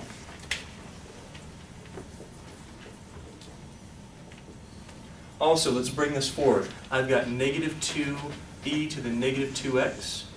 I now have here, without absolute value, e to the negative 2x. And I've got a square root of e to the negative 4x minus 1. Anything else we can do? Cancel Can you? Can you? Yeah. Is that being multiplied? Yeah. Is that being multiplied? Yeah. Did we get rid of the absolute value? Yeah. Yeah, you had to. In order to do this, by the way, you had to get rid of that. They're exactly the same. Simplify like you know what you're doing. Let's simplify those things. So our derivative becomes actually quite nice. We get negative 2, relatively nice, e to the negative 4x minus 1. We're done. That's the whole idea. So some simplification here, but really the idea is use a formula. Don't forget the chain rule because you can have chain rules within chain rules within chain rules. Feel okay or no? Yes. Explain one more time why you dropped the absolute value. It can never be negative. This is never negative. Think about it. E either goes asymptotic to the x as the x approaches negative infinity, or asymptotic to the x as x approaches positive infinity. Either way, it's not dropping below the x-axis. It's never negative. So drop the absolute value. You don't need it. Let's do one more, and then we're going to talk about the integrals.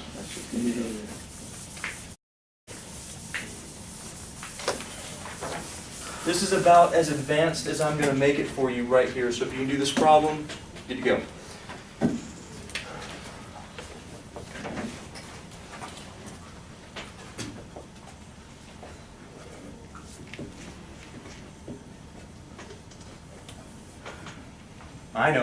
I know, that looks nasty. Let's talk about what's going on here. Firstly, write it down, of course, but then let's talk about what's going on. First thing, what do you see smacking you in the face? Question? What do you see smacking you in the face right now when you see a problem? Two chains. A function, which means that you're going to do The outside first. chain rule. Yeah, outside first, chain rule. This is a chain rule. This is now the argument of cotangent. Do you see it? Inside of this, you're going to have another chain rule. So let's see how this thing works out. This is not one time where you're going to want to do everything in your head, okay? Do steps here. Follow the ddx in this case, and see what it gives you. So dy dx, if we're taking a derivative, it says, with chain rule, take the derivative of the outside function, leave the inside alone. What's the derivative of cotangent? Remember, cotangent is not this. This is cotangent inverse. I'm not looking at this. I'm looking at the cotangent that you should have in your head already. Good. So this is negative cosecant squared of whatever this is. And then am I done? Okay, now what am I going to do? Chain rule with regards to just the x squared or this whole thing?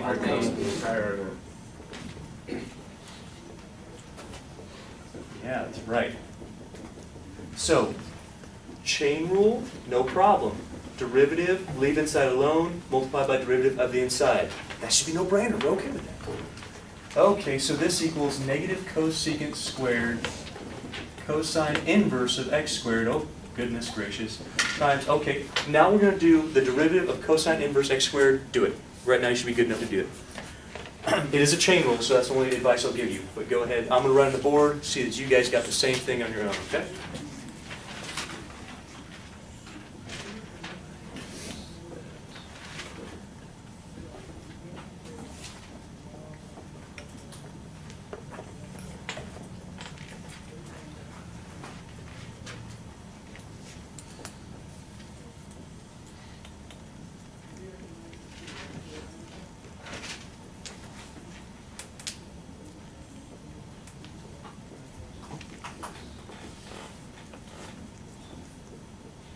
What I really want to know is, did you get a negative 2x as well? Did you get a negative 2x? Somewhere.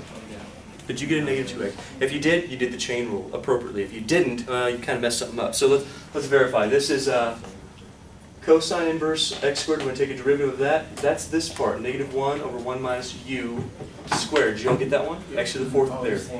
And then derivative of the inside is 2x. When we do this, we get negative 2x over square root of 1 minus x to the fourth. We okay with that one? Yep. Now, this looks fine. This looks fine.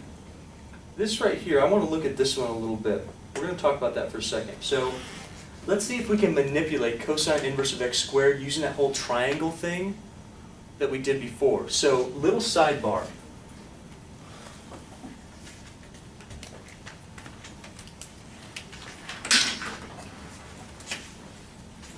Cosine inverse of x squared equals, let's call it theta, okay? Because what we should know about inverses is that what an inverse function equals is an angle. Does that make sense to you? It's an inverse. So this happens if and only if, awful triangles there, if and only if cosine theta equals x squared. Can you follow that logic? Yeah. Just switch them. Now, let's draw a triangle.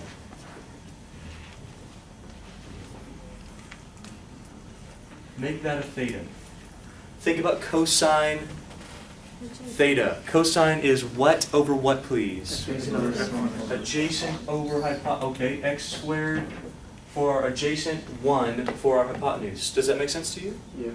Okay, now, let's fill out this. Let's fill out this. So, why don't you solve that, if you can?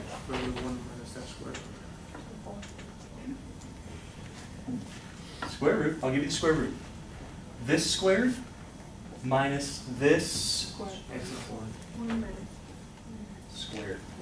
1 minus x to the fourth. Are we okay with that one? Now this is interesting. Check out what we just did. So I'll do a 10-second recap for you, just so you see what's going on. Are we okay to do the derivative down to here? Yep. We probably should be, right? Looking at this little piece, cosine inverse x squared, we say, okay, call that an angle of a triangle. No problem, it has to be because it's an inverse trig function. This happens if and only if this is also true. This is a 1, by the way, that must be a t, but that's a 1. Well, that means that our adjacent x squared, our hypotenuse is 1, we can solve for a missing side by Pythagorean theorem. Now think about what's going on here. We just called this thing theta. Does that make sense? This angular relationship for theta, or this side relationship for theta, for our angle theta, if this is theta, I want to find cosecant of theta. Then square it and make it negative. So what I'm looking for now is cosecant. Are you aware that this is theta? Does that make sense to you? That's what we call theta. That's how we got our triangle. So if this thing is theta, let's just find cosecant theta. Cosecant theta. Cosecant comes from sine. So if cosecant comes from sine, it's the reciprocal of sine.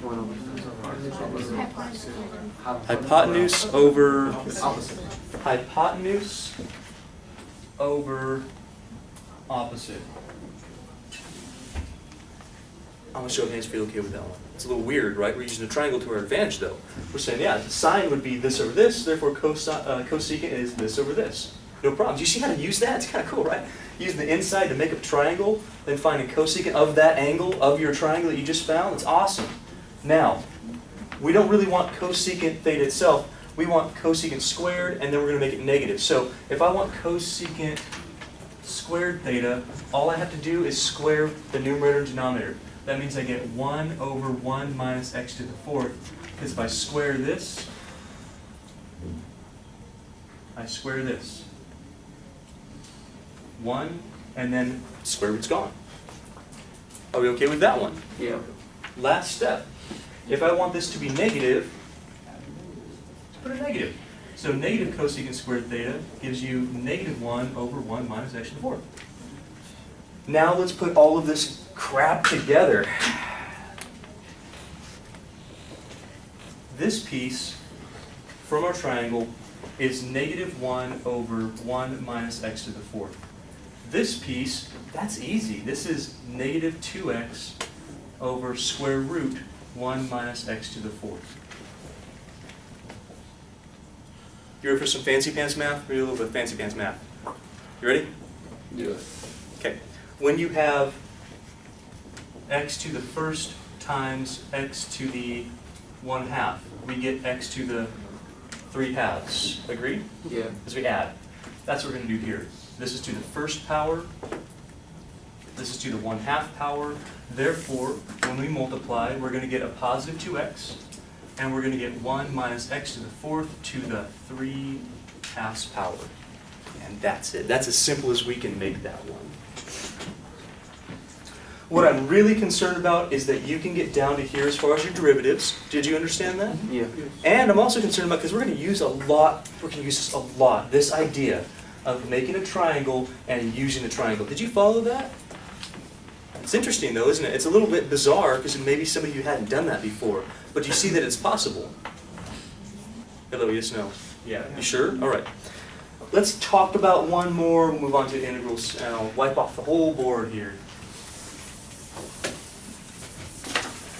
So on the test, if This is what I want. we want it all the way down. Yep.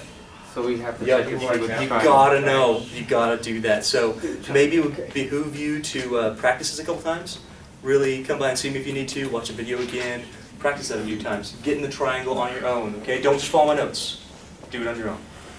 Okay, one more. We'll talk about this. If I ask you to do the derivative of tan inverse x plus x cotangent inverse x, could you do it?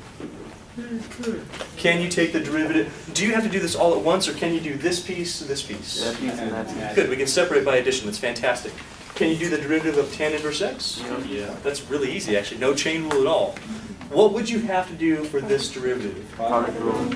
Good. This one would be easy, this one you have it right on your formula. So be aware of things like that and we should be good to go. Do you guys feel okay with our derivatives? Yeah. Okay, now I want you to notice something here.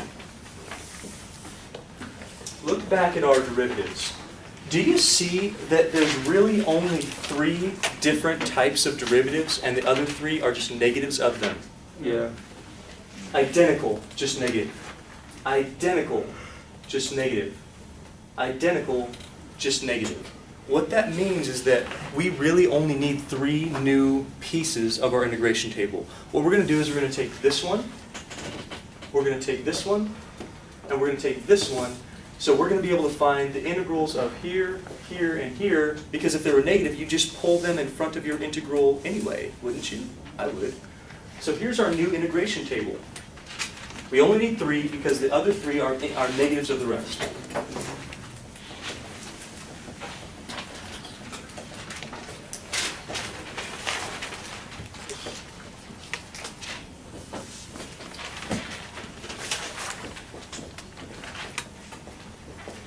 Let's say we have an integral and we can make it 1 over square root of 1 minus u squared du. What are we going to get out of that? Let's find it. Which one's it like? That's the sign. That's, well, not quite sine. Sign inverse. Sine inverse u plus c. That's exactly right. What are you going to have to do a lot in these next problems, do you think? You're going to substitute like mad dogs all the time. Substitute, substitute, substitute all the time. Okay, how about we do 1 over 1 plus u squared du. What are we going to get out of that? Integral. If we can make it look like 1 over 1 plus u squared du, it's going to become tan inverse. If derivative of tan inverse gives you this, the integral of this gives you tan inverse.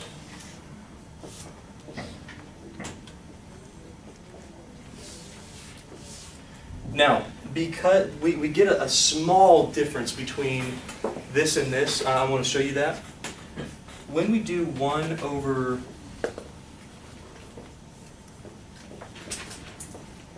this, this doesn't look exactly like this one, but it doesn't matter. Because of the domain of the secant inverse, what happens here is we don't actually have to have the absolute value, but we do get them in our secant. Like that. Just because it's a domain issue.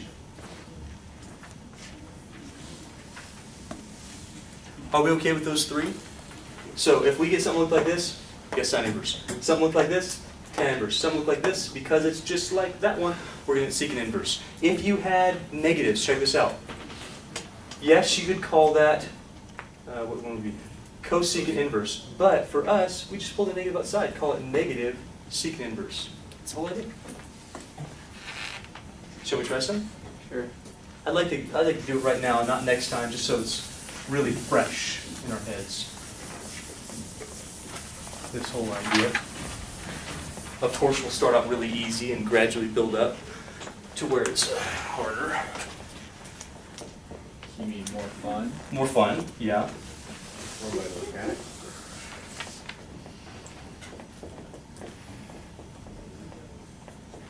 Now, of course, what I've told you is that if it doesn't look exactly like something in your integration table, which you've just added to right now with 3 new integrals, if it doesn't look like that, what do you need for it? So we're going to have to do a substitution. Here's the idea. Your goal is to try to make this thing a 1 minus something squared. So for us, one idea would be, let's leave the square root. We'll leave the 1 because that's great. But you need to write this as something squared and then make a substitution. So instead of 16x squared, I don't like that. I want something squared because that little something there, that's what we're going to call the u. That's why it's defined as a u over here. What's going to be in there? Yeah, that's exactly right. And now a substitution is just so nice. Don't forget the substitution here. But if we do u equals 4x, then du equals 4dx, or du over 4 equals dx.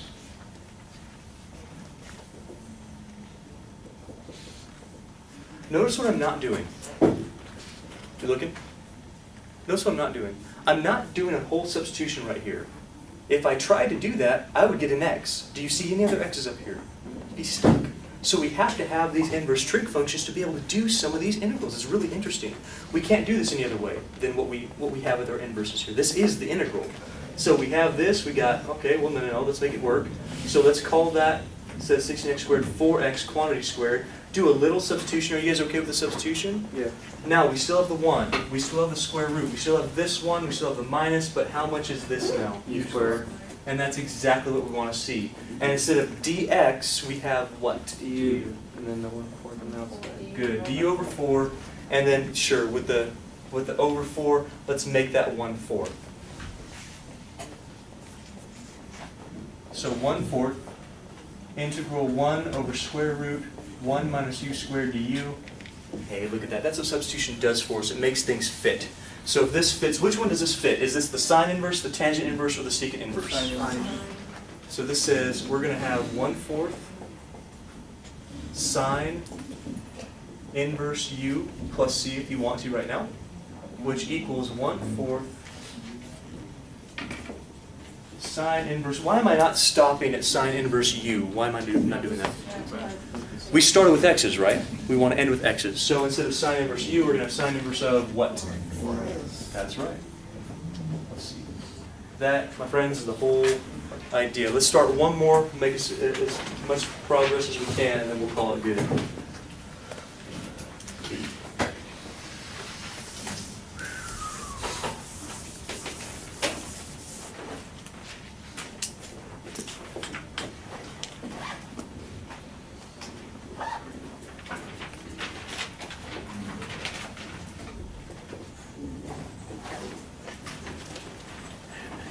Check out this one.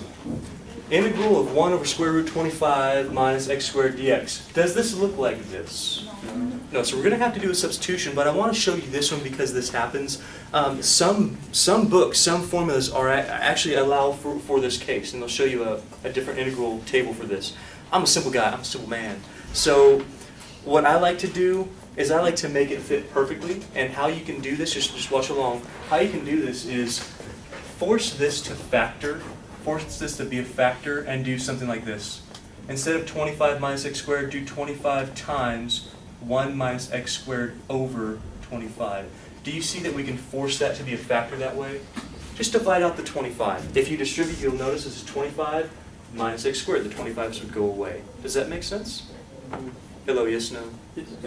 Now what this allows you to do is break up this square root. So we're going to do 2 steps here. We're going to do 1 over, well, here's the square root of 25. How much is the square root of 25? 5. That's great. Times the square root. Don't forget about that second square root. You're breaking this up by a product. 1 minus, and I'm also going to make this into a square. So instead of x squared over 25, I'm going to think about this as something squared. What is it? X over 5. X over 5 would work great. So, little recap. We've got 20, no, I don't like 25. I want to make that 1. I want to make it 1 so that it fits my integration table.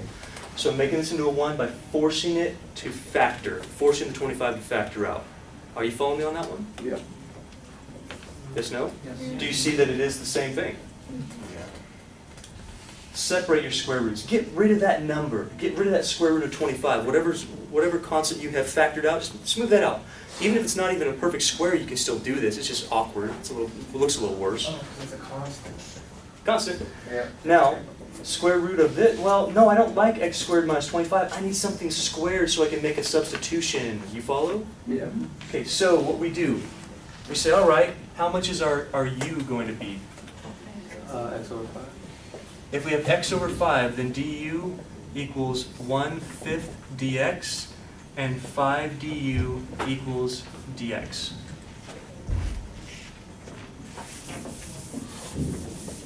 Almost done. Stick with me. Okay, I gotta wrap things up. So here's 1. How much is square root of 25, everybody? 5. So we get a 5 here. I've got a square root inside my square root. Please tell me, inside my square root, what do we got? 1 minus a squared. And instead of dx, I have... Du. Oh no, it's not just du. 5 du. Look what happens. A lot of the times this happens here. Do you see what happens? The 5 cancel. 5s are gone. That's awesome. 5s are gone. We have the integral of 1 over 1, the square root of 1 minus u squared. How much is the integral of 1 over square root of 1 minus u squared? Sine it. That's on your table.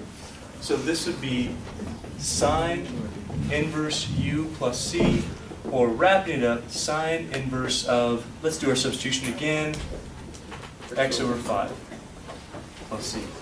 Did that one make sense to you? Yeah. So even if it doesn't quite work with the 1, factor the constant out. Make it factor. If it factors, you can get rid of that constant, square root of whatever number you have. Pull it out front. Oftentimes what happens is when you substitute back in, this number will match up with that number. A lot of the times you can cross it out and then just do a very basic integral. So last time we learned all about the integrals that give us some of these inverse trig functions. We got a couple more examples and then we'll be done with our section. So let's look at the integral of e to the x over e to the 2x plus 1. Now on first glance you might be thinking, well, let's just use a basic substitution and be done with this thing. Well, let's take a look at that. Is a substitution going to work for this? What do you think? If I substitute for this, if I make that a u, is this going to get rid of that? No. If I make this a u, is this going to get rid of that? No. Yeah. I'll say the whole thing. Well, you can do that. You have to. I'd have something else though. Two. So I get this back again. Do you guys see that? Yeah. So no, not quite. That would be kind of an issue here. So what we're going to do instead is we're going to try to rewrite this to make it fit one of these things. Do you remember doing that? When it doesn't fit your integration table exactly like that, we're going to rewrite it. We're going to try to make it fit something. Here's what I'm seeing. The reason why this is, for me, this is noticeable is, okay, I see a plus 1. I like plus 1. I see something being squared. Do you see what I'm talking about? Something being squared. So instead of doing just a regular substitution, we're going to make it so that when we substitute, yeah, it's going to be a substitution, but when we substitute, it's going to fit one of these things. So let's break this down a little bit. So yeah, this isn't e to the 2x, this is e to the x. Yeah, we can do that because when we take exponent to exponent, we multiply. Therefore, 2x as an exponent becomes x and then squared. You guys okay with that one so far? Yeah. Now check it out. When we go through and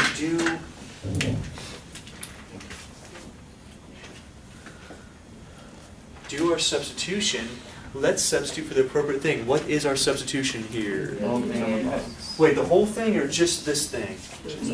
Just this thing. And why we're doing just this thing is because we want to make it fit that thing. Well, that's going to be kind of nice. If I take the derivative of that, what's the derivative of e to the x, please? Dx.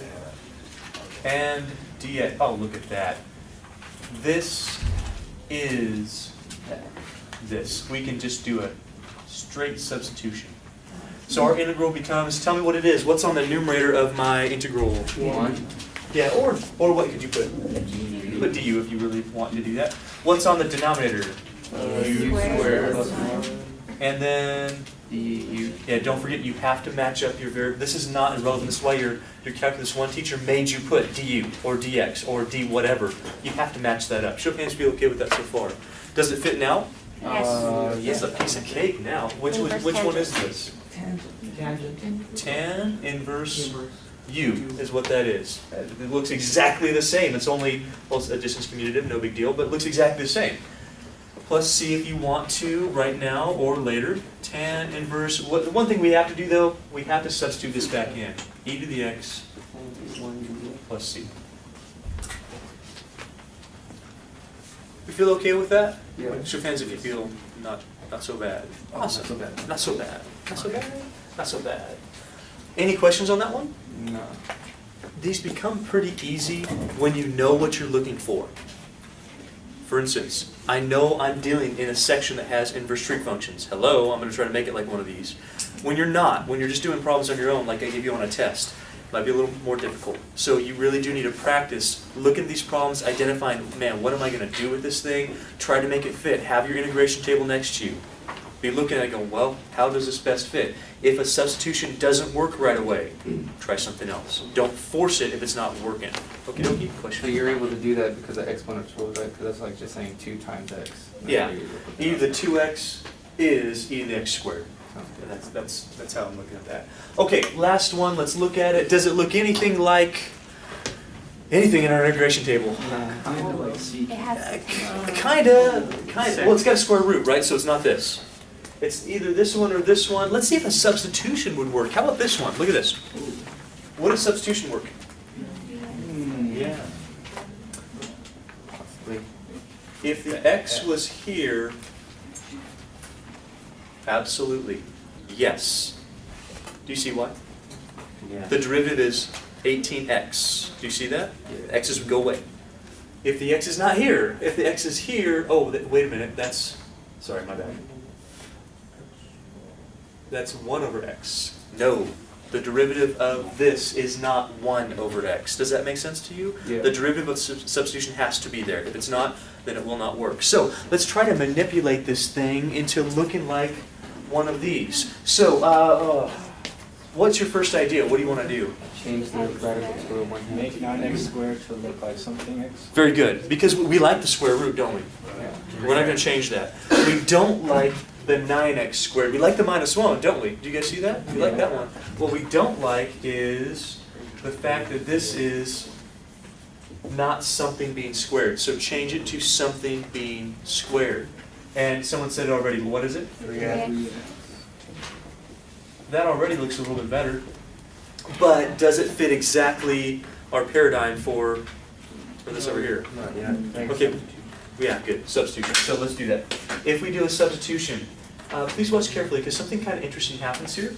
When we do a substitution for 3x, yeah, du equals 3dx, or du over 3 equals dx. You guys okay with that one? On the numerator, we got 1. On the denominator, be careful, what do we have? Oh, before that. Did we take care of that x? No. That's a problem. X. So x, do we still have a square root? Yeah. What's inside? U squared minus 1. And then instead of dx, we have, Three. perfect. Show of hands feel okay with that so far. So same idea as last time. We're saying, no, I don't like that. I'm trying to make it fit. Try to make it fit one of these things. Since I see a variable outside, it's not this one, it's not this one because that doesn't have square root. It's mostly like this one. We're going to try to make it fit this one. Now here's the issue. This looks really good. I did my substitution. I've already done away with the dx. I've already done away with the 3x. I got a u squared minus 1 that looks perfect. I've got a du. This is the problem. Do you see it? Yeah. Your variables have to match here. They all got to be the same. So one thing that you can do, use your substitution again. I'll say it again. Use your substitution again. So for instance, if u equals 3, please listen and watch carefully. If u equals 3x, that also means that x equals u over 3.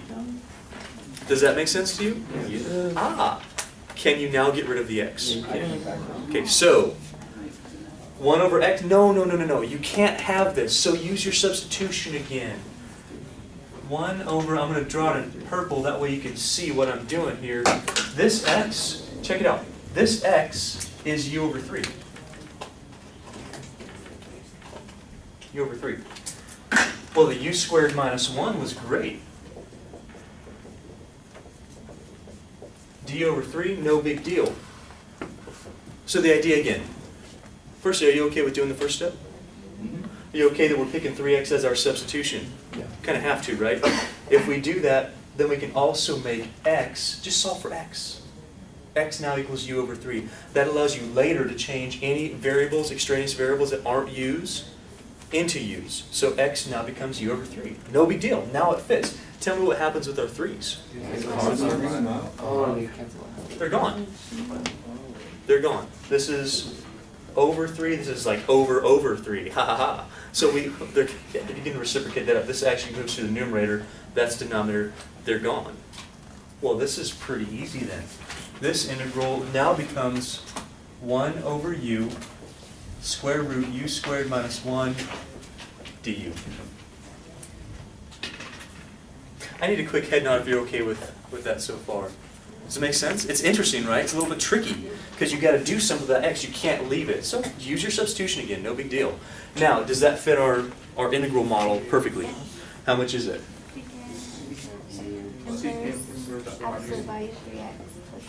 Arc secant absolute value u plus c. Very good. And of course, we never leave that. We're going to have secant inverse absolute value. What's in there? That, ladies and gentlemen, is the correct integration. Show of hands feel okay with what we've talked about. That basically wraps it up. That wraps up this section. So what I'm expecting from you is that you're able to find these type of integrals. Nothing super crazy right now. Yeah, they're going to be a little bit harder on your homework. Some of them, a lot of them will be just like this. I really just want to make sure that you're getting used to the idea of substituting to make it fit your integration table. We just now have 3 new integrals that we can work with. Any questions or comments, or do you feel good about it? Good.